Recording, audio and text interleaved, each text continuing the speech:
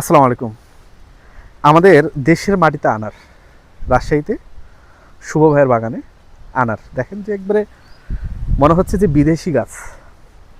এনার এখানে অসংখ্য গাছ আছে, একটা ফল পারছি এবং দেখি এটার কি অবস্থা। এবং শুভ ভাই অনেক পরিশ্রম করে এই বাগানটা দাঁড় করাইছে এবং এটা আপনারা অনেকে আমাকে বলেন যে ভাই এটা কোন জাতের।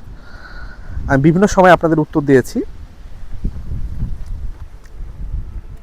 যে মহারাষ্ট্রের ভাগোয়া জাতের এটা আনার এবং ফলন হয়েছে মাশাআল্লাহ খুবই ভালো।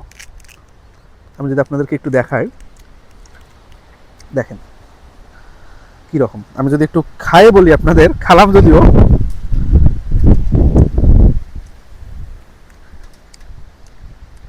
কোনো পার্থক্য নেই বাজারের সাথে।